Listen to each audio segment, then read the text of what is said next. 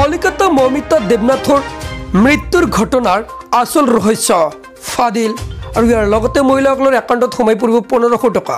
প্ৰথমটো খবৰ, এটা শৰীৰৰ 18-20 গৰাকী পুৰুষৰ কামনাৰ বলি হ'ল। এটা শৰীৰত 18 পৰা 20 গৰাকী পুৰুষৰ নিৰ্যাতনত 113টাকৈ কামোৰ। ছোৱালীজনীৰ শৰীৰত 150 গ্ৰাম বীৰ্য উদ্ধাৰ। এয়া হৈছে পশ্চিমবংগৰ আৰজিকাৰ মেডিকেল কলেজৰ 31 বছৰীয়া চিকিৎসক মৌমিতা দেবনাথৰ। কল্পনা কৰকচোন, এগৰাকী সুস্থ ছোৱালীৰ চকুৰ মণিটো টানকৈ ধৰিলে কিমান সময় তেজ ওলাব। এইখিনি সময় মানুহ দুজনে মৌমিতাৰ হাতত ধৰি আছিল।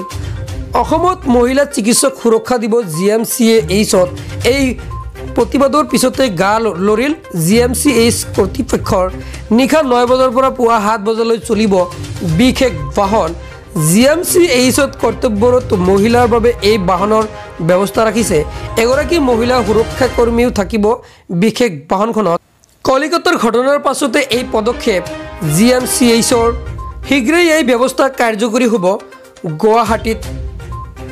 মহিলাৰ সুৰক্ষাৰ নিশ্চিত প্ৰদান কৰিলে GMCH-ৰ কৰ্তৃপক্ষই। অসমৰ অন্য প্ৰান্ততো শীঘ্ৰেই আহিব পাৰে এই ব্যৱস্থা।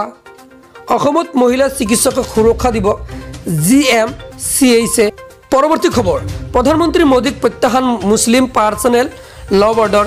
UCG কেতিয়াও মানি নলোৱাৰ হুংকাৰ মুছলিম পাৰ্চনেল ল বৰ্ডৰ।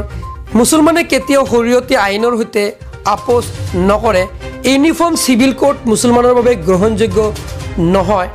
এয়া মুছলমানৰ বিৰুদ্ধে মোদী চৰকাৰৰ সুপৰিকল্পিত ষড়যন্ত্ৰ।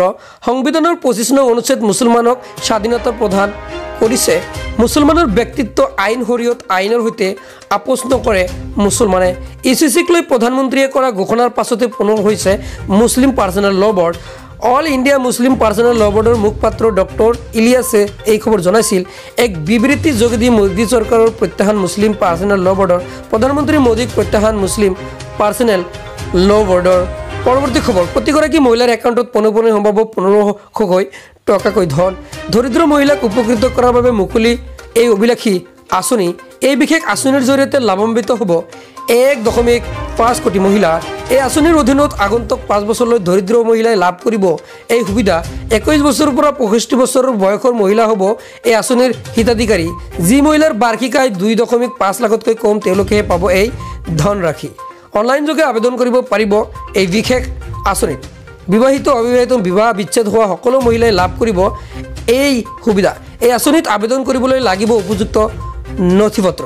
মই জনাই আছোঁ, আধাৰ কাৰ্ড, পৰিচয় পত্ৰ, বেংক একাউণ্ট, জাতিগত প্ৰমাণপত্ৰ, ৰেচন কাৰ্ড, পাছপৰ্টৰ ফটো, আয়ৰ প্ৰমাণপত্ৰ, জন্মৰ প্ৰমাণপত্ৰ, ভোটাৰ ID কাৰ্ড।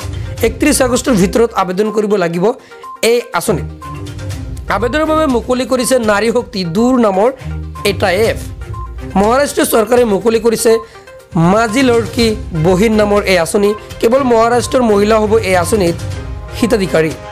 হয়, এইবাৰ মহিলাসকললৈ ৰাখী বন্ধন উপহাৰ দিব চৰকাৰে।